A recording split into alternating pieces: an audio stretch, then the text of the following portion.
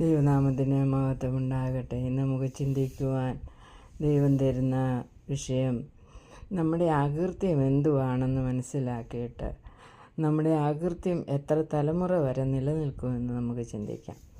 ആവർത്തന പുസ്തകം 5-ാം അധ്യായത്തിൻ്റെ 8-ാം വചനം ഇങ്ങനെ പറയാം. 8-9 വചനം നമുക്ക് വായിക്കാം.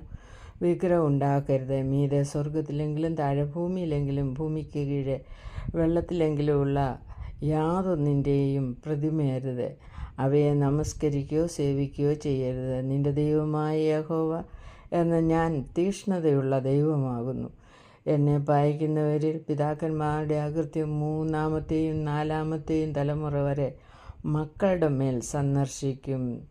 എന്നെ സ്നേഹിച്ച് എൻ്റെ കൽപ്പനകളെ പ്രമാണിക്കുന്നവർക്ക് 1000 തലമുറ വരെ ദയ കാണിക്കുകയും ചെയ്യുന്നു. നോക്കിക്കേ, നമ്മുടെ ദൈവം നാം ദൈവത്തിൻ്റെ കൽപ്പനകളെ പ്രമാണിച്ച് അനുസരിച്ച് നടന്നാൽ 1000 തലമുറ വരെ നമ്മുടെ തലമുറകളെയും അനുഗ്രഹിക്കുന്ന ദൈവമാണ്.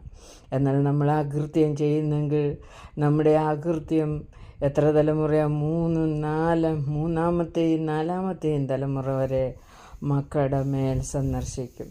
നമ്മുടെ മക്കൾ നമ്മുടെ പാപം വഹിക്കുവാനിടയാകാതിരിപ്പാൻ വേണ്ടി നമുക്ക് നമ്മുടെ അകൃത്യങ്ങളെ ഏറ്റുപറഞ്ഞ് ഉപേക്ഷിച്ച് വീണ്ടും വീണ്ടും പാപം ചെയ്യാതെ ജീവിപ്പാൻ ദൈവം തമ്പുരാൻ നമ്മെ സഹായിക്കട്ടെ. നമ്മുടെ ദൈവം തീക്ഷ്ണതയുള്ള ദൈവമാണ് എന്നുള്ളത് മനസ്സിലാക്കിയിട്ട് ആ ദൈവത്തിൻ്റെ ഇഷ്ടപ്രകാരം ജീവിപ്പാൻ ദൈവം തമ്പുരാൻ നമ്മളെ ഓരോരുത്തരെയും സഹായിക്കുമാറാകട്ടെ.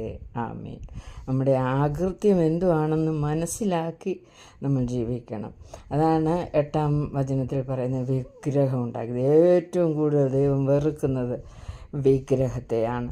അതുകൊണ്ട് വിഗ്രഹം ഉണ്ടാക്കി ആ പ്രതിമയുടെ മുമ്പിൽ പോയി നിന്ന് പ്രാർത്ഥിക്കുന്ന അനുഭവം നമ്മൾ വിട്ടുകളഞ്ഞിട്ട് ആ സത്യദൈവത്തെ ആത്മാവിലും സത്യത്തിലും ആരാധിപ്പാൻ ദൈവം തമ്പുരാൻ നമ്മെ ഓരോരുത്തരെയും സഹായിക്കുമാറാകട്ടെ.